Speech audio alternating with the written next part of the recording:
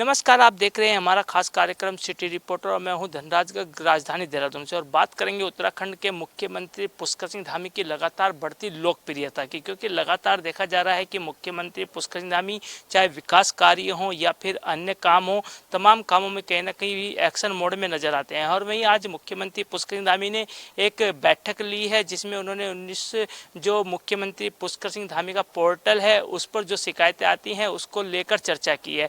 यानी कि 1905 पर जो शिकायतें आती हैं उनका समाधान हो, उसके लिए आज बैठक ली गई है। और इस बैठक में अधिकारियों को निर्देश भी दिए गए हैं कि जो भी समस्याएं लोगों की है, जनता की हैं, वो जो 1905 पर आती हैं उस पर तुरंत कार्रवाई की जाए और तुरंत उनको उन समस्याओं से निदान दिलाया जाए। यानी कि कहा जा सकता है कि मुख्यमंत्री पुष्कर सिंह धामी ने एक बार फिर कहीं ना कहीं अपनी लोकप्रियता बढ़ाते हुए उन लोगों से भी बात की है जो कि पीड़ित हैं और जो लगातार शिकायतें 1905 पर करते हैं, उनसे बात की है और उनको समाधान करने का निर्देश अधिकारियों को दिया है। क्योंकि लगातार देखा जाता है कि उत्तराखंड में काफ़ी समस्याएं ऐसी हैं कि जो जनता कहीं ना कहीं उनका साफ तौर पर जो शिकायत है वो 1905 पर करती है, लेकिन जिस तरीके से लगातार कहा जाता है कि शासन के अंदर जो भी फाइल जाती है वो आगे नहीं बढ़ती है, वो धूल भांपती हुई नजर आती।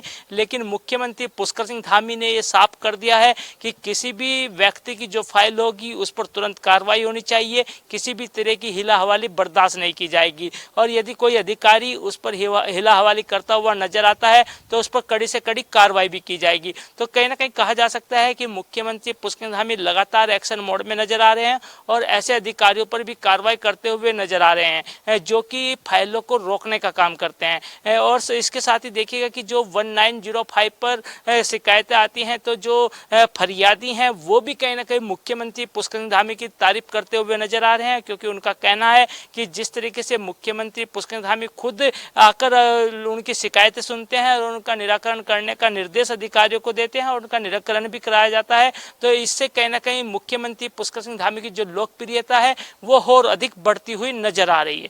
कैमरा सहयोगी वीरेंद्र थपलियाल के साथ धनराज गर्ग, JK 24/7 न्यूज, देहरादून।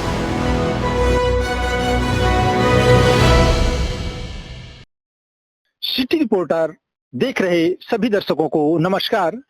बता दें कि गरियाबंद जिले से एक बड़ी खबर निकलकर सामने आई है। यहाँ के जो सड़क पर सुली रेंज अंतर्गत सुहागपुर बिट के जो हरदी जंगल है वहां पर जेसीबी चलाकर वन में अतिक्रमण करने की सूचना मिली थी, जिस पर वन कर्मी वहां पहुंचे कार्रवाई के लिए। वहीं ग्रामीणों के द्वारा महिलाओं को आगे कर वन कर्मियों के ऊपर डंडे और धारदार हथियार से हमला करने की कोशिश की गई, जिसके बाद डिप्टी रेंजर सहित 5 वन कर्मियों को बंधक बनाया गया।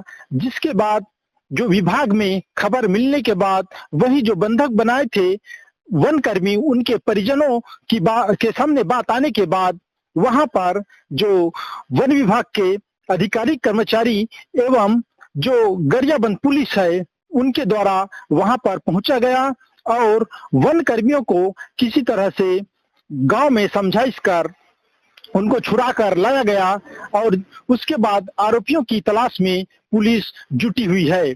बता दें कि गरियाबंद जिले में जो वन विभाग है उनके द्वारा जब अतिक्रमण की कार्यवाही के लिए पहुंचा जाता है तो ऐसे कई मामले देखने को मिलता है। इससे पूर्व इंदा गांव तरफ के जंगलों में भी ऐसी खबरें सामने आई थी कि ग्रामीणों के द्वारा जो वन अमला खाली कराने पहुंचते हैं अतिक्रमणधारियों को, तो वहां पर अक्सर ऐसे हादसे देखने को मिलता है।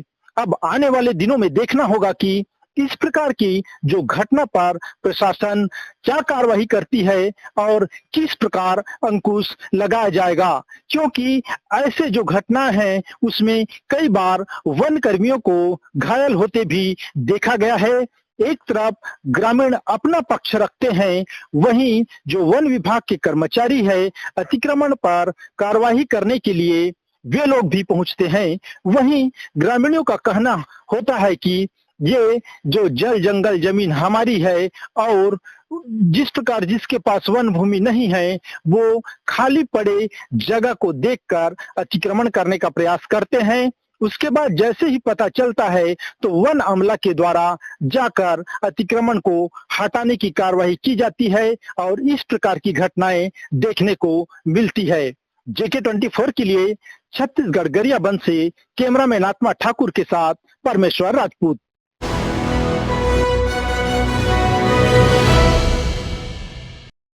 नमस्कार, आप सिटी रिपोर्टर देख रहे हैं। मैं आपके साथ ताबिश कमाल हूं। मेरे साथ मेरे सहयोगी साजिद भी हैं। मोदी सरकार के 11 साल के कार्यकाल को लेकर के दिल्ली में सभी सांसद प्रेस कॉन्फ्रेंस कर रहे हैं। प्रेस कॉन्फ्रेंस के माध्यम से तमाम सांसद अपने अपने इलाके में किए गए विकास कार्यों को मीडिया के सामने रख रहे हैं। दिल्ली में लगातार इसी कड़ी में दिल्ली के सभी सांसद अपने इलाके में प्रेस कॉन्फ्रेंस कर ये बता रहे हैं कि पिछले 11 साल के दौरान प्रधानमंत्री नरेंद्र मोदी के नेतृत्व वाली भारतीय जनता पार्टी की सरकार ने क्या काम किए। आज इसी कड़ी में दिल्ली से सांसद कमलजीत शेरावत ने प्रेस कॉन्फ्रेंस की, जिसमें उन्होंने बताया कि किस तरह से 11 वर्षों के दौरान प्रधानमंत्री नरेंद्र मोदी के रहते हुए उनके कार्यकाल में क्या काम हुए।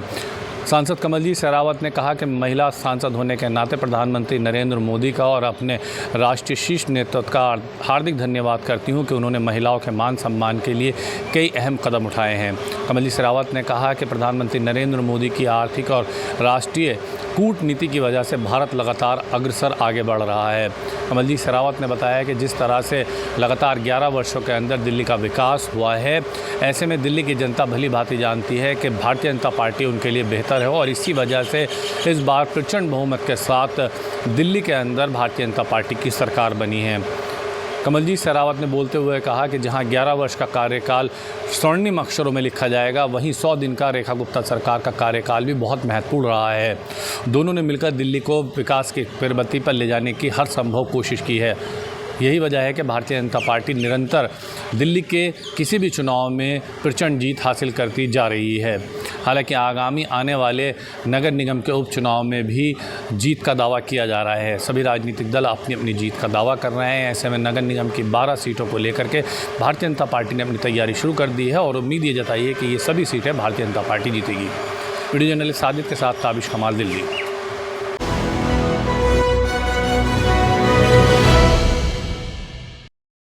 आयुष्मान कार्ड को लेकर के अब उत्तर प्रदेश में करीब 10.5 करोड़ से अधिक का घोटाला देखने को मिल रहा है। आयुष्मान कार्ड बनाने को लेकर के, अस्पतालों के द्वारा भुगतान करने को लेकर के, इन तमाम मामलों में अब तकरीबन 10.5 करोड़ रुपए का घोटाला सामने आया है। आपको बता दें, उत्तर प्रदेश की राजधानी लखनऊ में अब लखनऊ पुलिस ने इस पे परतें खोलनी शुरू कर दी हैं, जहां तकरीबन 4.5 करोड़ से अधिक की रिकवरी के लिए अस्पतालों से रिकवरी कर ली गई है, लेकिन अभी भी 9.5 करोड़ से अधिक की रिकवरी बाकी है। आपको बताएं, आयुष्मान कार्ड बनाने के नाम पर फर्जी तौर पे आधार कार्ड लगाए जाते थे।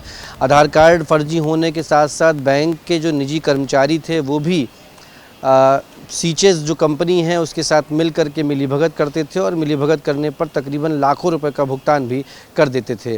बात करें अगर आयुष्मान योजना की, तो भारत सरकार के द्वारा गरीब वर्ग, मध्यम वर्ग को अस्पतालों में इलाज कराने के लिए तकरीबन 5 लाख रुपए तक का इलाज कराया जा सकता था, जिसको लेकर के आयुष्मान कार्ड की योजना बनाई गई थी। वहीं दूसरी ओर आयुष्मान कार्ड योजना के अंतर्गत जिस निजी कंपनी की बात हो रही है, उस निजी कंपनी के कर्मचारियों और अन्य अस्पताल कर्मियों ने मिलकर इस पूरे मामले को घोटाला किया। इसमें तकरीबन 10.5 करोड़ रुपए से अधिक का घोटाला बताया जा रहा है, जिसमें पुलिस के द्वारा तकरीबन 4.5 करोड़ रुपए रिकवरी के लिए अस्पतालों से कर लिए गए हैं और बाकी रिकवरी के लिए अस्पतालों को लगातार नोटिस भेजी जा रही है।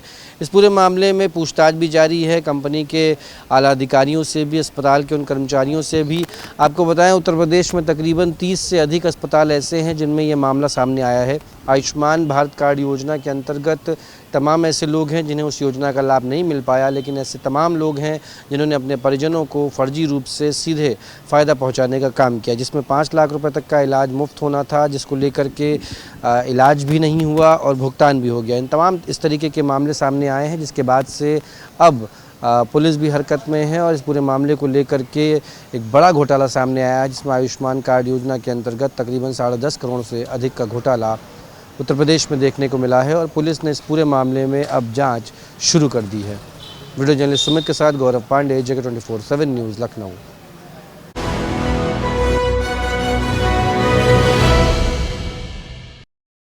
राजनीति की खबरें बार बार आती हैं, मगर अब की बार जो राजनीति की खबरें ये हैं कि पैगाम मोदी के नाम से जो प्रोग्राम अल्पसंख्यक मोर्चा प्रदेश अध्यक्ष कुंवर बासित अली कर रहे हैं, जिसमें वो अक्सर देखा गया है कि कुंवर बासित अली मुसलमानों को जोड़ने का काम भारतीय जनता पार्टी से निरंतर कर रहे हैं। कुंदरकी विधानसभा उसकी एक मिसाल है कि कुंदरकी विधानसभा में बहुत ज़्यादा मुसलमानों ने बढ़ चढ़ के बीजेपी को वोट दिया। पहली बार इतिहास में जहाँ पे इतना मुसलमान आबादी होने के बाद कुंदरकी विधानसभा से एक बीजेपी का विधायक विधानसभा पहुंचा।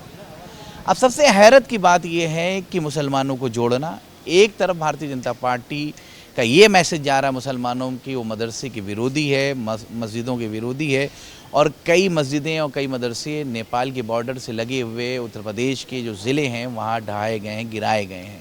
तो जाहिर सी एक तस्वीर ये है।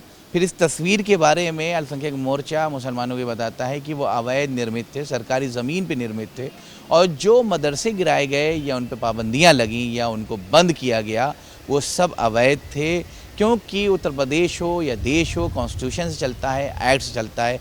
एक्ट के विपरीत कोई भी काम होगा उस पर कार्रवाई ज़रूर होगी। ये भी एक पैरेलल चल रहा है। दूसरा पैरेलल ये है कि मोदी योगी ही विकल्प है मुसलमानों के लिए, और ये बताया जा रहा है कि इन्हीं के विकल्प से ही मुसलमानों के ये हितैषी हैं और काम हो सकता है। इसीलिए मेन स्ट्रीम में जोड़ने का अगर काम कोई कर सकता है तो वो योगी मोदी कर सकते हैं। यही बात अल्पसंख्यक मोर्चा पैगाम मोदी के माध्यम से हर इलाके, हर विधानसभा में चौपाल करके लोगों को बताने जा रही है।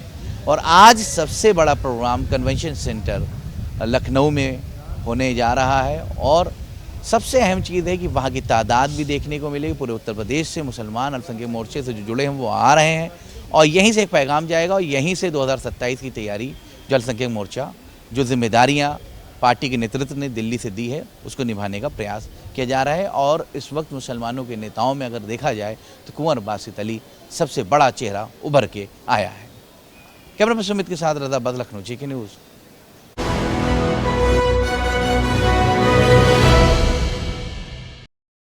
नमस्कार, आप देख रहे हैं सिटी रिपोर्टर, मेरे साथ मैं हूं संदीप गोयल।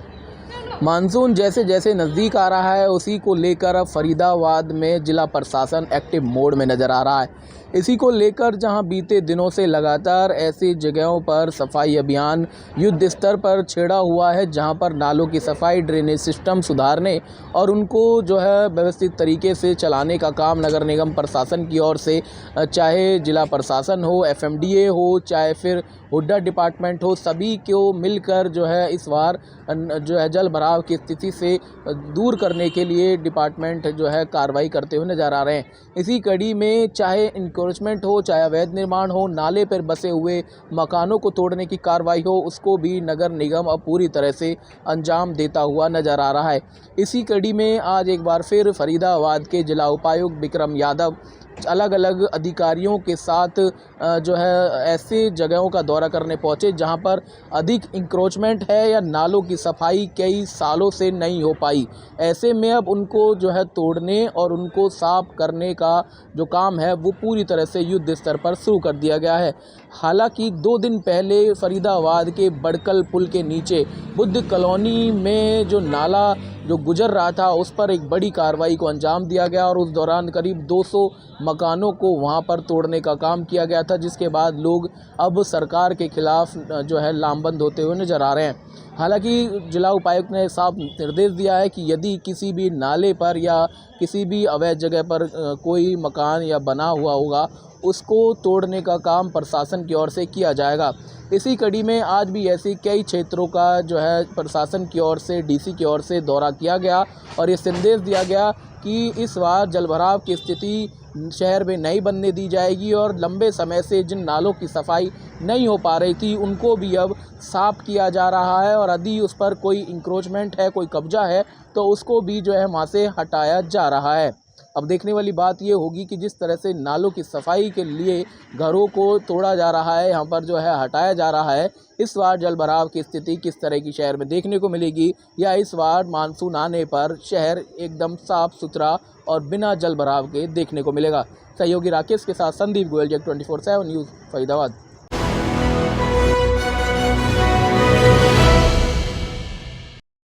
नमस्कार दोस्तों, स्वागत है आपका हमारे विशेष प्रोग्राम सिटी रिपोर्टर में। और मैं देहरादून से धीरेन्द्र प्रताप सिंह आपके सामने हाजिर हूँ बड़ी खबर लेकर के। उत्तराखंड में विश्व प्रसिद्ध कैची धाम का स्थापना दिवस आगामी 15 जून को होने वाला है और इसमें कैची धाम यानी नैनीताल से कुछ किलोमीटर की दूरी पे स्थित पूज्य बाबा नीप करौरी का स्थान है, मंदिर है, जहाँ पे 15 जून को उनका स्थापना दिवस मनाया जाता है। इस बार यात्रियों की संख्या बेतहाशा बढ़ेगी। इसको लेकर के मुख्यमंत्री पुष्कर सिंह धामी ने आज समीक्षा बैठक की, जिसमें तमाम राज्य के उच्चाधिकारियों के साथ नैनीताल की जिलाधिकारी भी वीडियो कॉन्फ्रेंसिंग के माध्यम से जुड़ी। उन्होंने मुख्यमंत्री को बताया कि कैची धाम में जहां पहले पूरे साल में 8 लाख 7-8 लाख के करीब श्रद्धालु आते थे, लेकिन पिछले साल ये सारे रिकॉर्ड ध्वस्त हो गए, टूट गए और 24 लाख से अधिक श्रद्धालुओं ने आमद दर्ज कराई। उन्होंने बताया कि इस साल 2.5 से 3 लाख लोगों के 15 जून को कैची धाम आने की संभावना है। इसको देखते हुए वहां पे अलग से ट्रैफिक प्लान लागू किया गया है।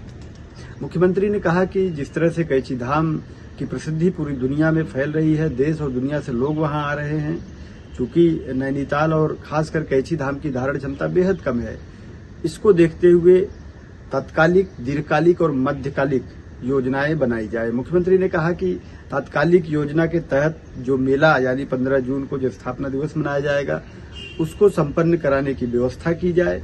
सबके लिए स्वच्छ पेयजल, शौचालय और जो ट्रैफिक है वो सुचारू रूप से चलता रहे, इसकी व्यवस्था किया जाए। इसके साथ ही मध्यकालिक और दीर्घकालिक योजनाओं के तहत आने वाले समय में भविष्य को देखते हुए योजनाएं बनाई जाए और उनको धरातल पर उतारा जाए।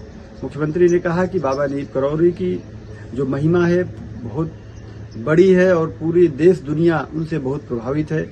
इसी वजह से कैची धाम में आने वाले श्रद्धालुओं में बेतहाशा बढ़ोतरी हुई है। उन्होंने कहा कि जो भी श्रद्धालु आते हैं वो उत्तराखंड के लिए, जहां देव भूमि कही जाती है, अतिथि देवो भव की परिकल्पना के तहत उत्तराखंड को काम करना है, वहीं पे वे हमारे रियल ब्रांड एम्बेसडर हैं। उत्तराखंड की व्यवस्थाओं को जा करके पूरे देश दुनिया में बखानेंगे तो निश्चित रूप से उससे और अधिक संख्या में टूरिस्ट और धार्मिक श्रद्धालु आएंगे, जिससे उत्तराखंड के राज्य की ब्रांडिंग भी होगी और बड़ी मात्रा में रेवेन्यू भी जनरेट होगा। मुख्यमंत्री ने कहा कि आने वाले मेले में किसी भी तरह की अव्यवस्था को बर्दाश्त नहीं किया जाएगा और अधिकारियों को गंभीरता के साथ, समर्पण के साथ इस कार्य को संपन्न करना है।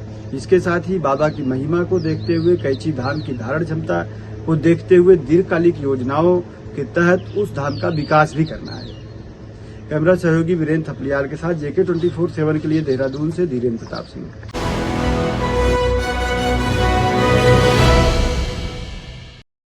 नमस्कार, आप देख रहे हैं JK 24/7 न्यूज का खास कार्यक्रम सिटी रिपोर्टर। मैं हूं आपके साथ में इरशाद अहमद। अब बात करते हैं महाराष्ट्र में किसानों, दिव्यांगों और मजदूरों और विधवा महिलाओं के हक की लड़ाई लड़ते हुए प्रहार जनशक्ति पार्टी के प्रमुख बच्चू कडू बीते 5 दिनों से बेमुद्दत अन्न त्याग आंदोलन पर बैठे हुई है। अब उनकी तबीयत बिगड़ती जा रही है। बच्चू कडू का आंदोलन 5वें दिन में दाखिल हो गया है और अब उनकी हालत चिंताजनक बताई जा रही है। तिवसा के उपजिला अस्पताल के स्वास्थ्य विभाग की टीम ने बच्चू कडू की मेडिकल जांच की है, जिसमें पता चला है कि उनका वजन 4 किलो तक घट चुका है और ब्लड प्रेशर भी सामान्य से ज्यादा है। हालांकि बच्चू कडू अपने संकल्प पर अड़े हुए हैं और साफ तौर पर कहा गया है कि जब तक सरकार उनकी मांगे नहीं मानती तब तक आंदोलन जारी रहेगा। इस बीच राष्ट्रवादी कांग्रेस पार्टी के प्रमुख शरद पवार ने बच्चू कडू को फोन पर उनका हालचाल जाना, तो वहीं मराठा आंदोलन के जो प्रमुख है मनोज जारांगे पाटिल भी बच्चू कडू से मुलाकात के लिए पहुंचे थे। राज्य भर में प्रहार संगठन के कार्यकर्ता और आम जनता का बच्चू कडू को समर्थन मिल रहा है। कई सामाजिक और राजनीतिक संगठनों ने भी उनके आंदोलन के प्रति सहानुभूति जताई है। शरद पवार के पोते एनसीपी के विधायक रोहित पवार, शेतकरी संगठन के राजू शेट्टी, शिवसेना के विधायक और खासदारों ने उनके समर्थन में जो है आगे आया और उनसे समर्थन पत्र दिया। राज्य में प्रहार जनशक्ति के कार्यकर्ता और आम जनता का बच्चू कडू को भारी समर्थन मिल रहा है। कई सामाजिक और राजनीतिक संगठनों ने भी उनके आंदोलन के प्रति सहानुभूति जताते हुए आंदोलन को में सहभागी जताई है। बच्चू कडू की फिलहाल दिन पर दिन तबीयत बिगड़ रही है, लेकिन सरकार की तरफ से कोई सकारात्मक जवाब नहीं मिल रहा है और न ही किसी प्रकार की बातचीत सामने आई है। ऐसे में उनके समर्थकों ने उग्र रूप से अपना आंदोलन तेज कर दिया है। अमरावती के प्रमुख मार्गों पर रास्ता रोको और अमरावती पर्वतवाड़ा चक्का जाम, जल समाधि जैसे आंदोलन कार्यकर्ता कर रहे हैं। मुंबई मंत्रालय के बाहर दिव्यांगों ने आंदोलन किया है। राज्य के अलग अलग इलाकों में किसानों और दिव्यांग मजदूरों की मांगों के लिए आंदोलन चल रहा है। फिलहाल बच्चू कडू की तबीयत चिंताजनक होने के बाद डॉक्टरों ने उन्हें दवाई लेने की सलाह दी, लेकिन बेमुद्दत अन्न त्याग आंदोलन से पीछे हटने को बच्चू कडू फिलहाल तैयार नहीं है। बच्चू कडू का यह आंदोलन अब सरकार के लिए चुनौती बनता जा रहा है।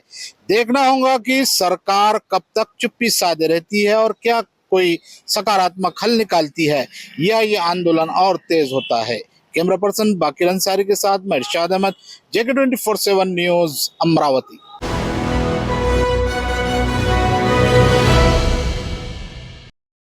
नमस्कार, आप देख रहे हैं JK न्यूज का खास कार्यक्रम सिटी रिपोर्टर और पीलीभीत की बड़ी खबर को लेकर के मैं हूं आपके साथ ऋतिक द्विवेदी।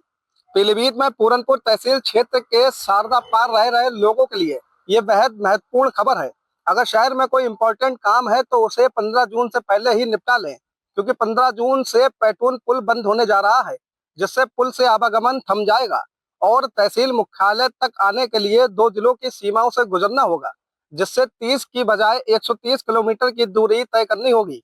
हालांकि नदी के रास्ते नाव से आवागमन होता है, लेकिन नाव का संचालन भी विभाग की ओर से स्वीकृत मिलने तक नहीं होगा। दरअसल शारदा नदी पार के गांव में आवागमन के लिए शारदा नदी पर हर साल पैटून पुल बनाया जाता है। बाढ़ की आशंका पर पुल 15 जून को हटाने और पानी कम होने पर 15 अक्टूबर को पुल से आवागमन शुरू करने की तिथियां निर्धारित हैं। पिछले 3 वर्षों से पुल निर्धारित समय पर हटा तो लिया जा रहा है, लेकिन समय पर पुल तैयार नहीं हो पा रहा है। पैटून पुल हटाने की उल्टी गिनती अब शुरू हो गई है। लोक निर्माण विभाग ने पुल हटाने की तैयारियां शुरू कर दी हैं। नदी रास्ते से चक्कर प्लेटें हटा ली गई हैं। अब नदी रास्तों में नियमित पानी का छिड़काव कराया जा रहा है, ताकि वाहन सवारों को रेतीले रास्ते से आवागमन में असुविधा ना हो। बताया जा रहा है पुल से आवागमन 15 जून शाम तक होगा। 16 जून की सुबह से पुल हटाने का काम शुरू कर दिया जाएगा। इससे शारदा पार इलाके की 16 ग्राम पंचायतों की करीब 1 लाख आबादी प्रभावित होगी। ऐसे में 30 की बजाय 130 किलोमीटर की दूरी शाहजहांपुर के खुटार, लखीमपुर के मैलानी, पलिया, संपूर्णा नगर होकर करनी होगी। वीडियो जर्नलिस्ट कपिल गुप्ता के साथ मैं ऋतिक द्विवेदी, JK 24/7 न्यूज, पीलीभीत।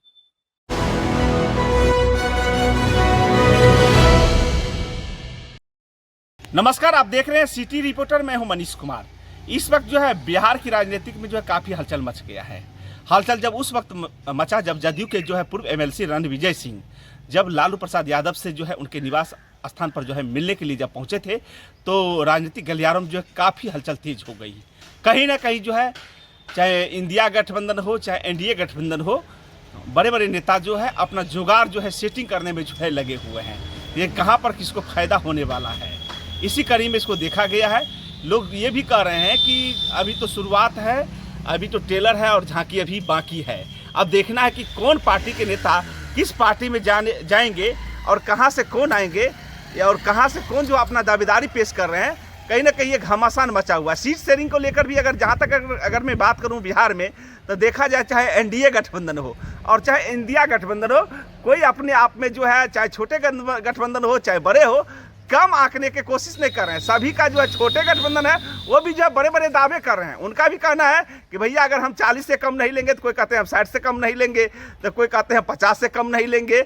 मतलब कहीं ना कहीं जो बड़े गठबंधन को जो है पेच फंसा दिया है कि आपको गर्दन पर हाथ देकर रखेंगे, लेकिन सांस आपको जो है उतना ही देंगे जितना ऑक्सीजन का आवश्यकता होगा। तो इस तरह की जो है बिहार की राजनीतिक चुनाव में हो गया है। कहावत में है कि बिहार जो है ना राजनीति का जो खोखो का जो अखाड़ा है, जो बिहार से ही जो चलता है। और बिहार में जो है बड़े बड़े नेता जो है राजनीतिक का शुरुआत की है। चाहे छोटे, अगर बात करूं मैं तो आप देखे होंगे कि कर्पूरी ठाकुर का धरती जो है बिहार है, समस्तीपुर है, रामविलास जी जो है बिहार से, जयप्रकाश नारायण जी बिहार से, मतलब कहीं ना कहीं जो बड़े नेता जो उभरते थे और वो बिहार से ही, जो बिहार के राष्ट्रपति जो डॉक्टर राजेंद्र प्रसाद थे वो बिहार से ही थे। तो कहीं ना कहीं ये संकेत दे रहा है कि बिहार में कोई किसी से कम नहीं है, चाहे बड़े दल हो तो बड़े दल से भी छोटे दल कम नजर नहीं आ रहे हैं। आप देखे होंगे फिलहाल वर्तमान में जो है चिराग पासवान ने घमासान तेज कर दिया था कि 243 सीटों पर मैं ऐलान करता हूं कि मैं चुनाव लड़ूंगा। अब वो 243 सीटों पर क्या लग रहा है कि 2020 में जो बिहार विधानसभा का चुनाव हुआ था और मोदी जी का हनुमान बन के उन्होंने जदयू पार्टी को जो माइनस कर दिए थे सीट, जहां तक देखा जाए तो नीतीश कुमार को नुकसान हुआ था। क्या वही बात फिर जो 243 का जो दावा कर रहे हैं, कहीं ना कहीं जो है एनडीए गठबंधन में जो है भूचाल ला दिए हैं। क्या मुख्यमंत्री का चेहरा चिराग पासवान होंगे या नीतीश कुमार ही रहेंगे? कहीं ना कहीं एक जो सस्पेंशन जारी है, लोग अब ये आकलन कर रहे हैं कि मुख्यमंत्री एनडीए में कौन बनेगा। क्या कहीं ना कहीं 243 सीटों का जो दावा चिराग पासवान किया है मुख्यमंत्री का चेहरा के लिए किए हैं? ये सभी बातें उभर कर आ रहा है। आप देखे होंगे वही पार्टी के लोग जो कह रहे हैं कि चिराग पासवान कहते हैं मोदी का हनुमान है तो उसको पूछ कहाँ है, बगैर पूछ को वो चल रहे हैं। तो कहीं ना कहीं एक दूसरे पर जो है आरोप और कटाक्ष जारी है। अभी बिहार में जो है नेता प्रतिपक्ष तेजस्वी प्रसाद यादव जो मुख्यमंत्री जी को जो कह रहे हैं कि वो अचेतावस्था में चले गए हैं, खटारा गाड़ी हो गए हैं। जिस प्रकार आप जो है 15 साल में जो है गाड़ी का पेपर आपका फेल हो जाता है, उसी प्रकार जो है मुख्यमंत्री फेल हो रहे हैं। अभी लॉ एंड ऑर्डर बिहार में खराब हो गया है, प्रशासन के नाक के नीचे जो अपराधी बेलगाम हो गए हैं। अभी बक्सर में जो है राजनेता को गोली मार दिया गया है। नीतीश कुमार के जो गृह जिले है वहाँ पर अभी सीएसपी संचालक को जो है गोली मार दिया गया है, जहाँ पर उसको जो है केस लूटकर अपराधी फरार हो गए हैं। मतलब बिहार में कहीं ना कहीं जो है कानून व्यवस्था जो है काफ़ी जो है खराब नजर आ रही है। आप देख रहे थे सिटी रिपोर्टर, मैं अपने सहयोगी कैमरामैन के साथ समस्तीपुर बिहार से।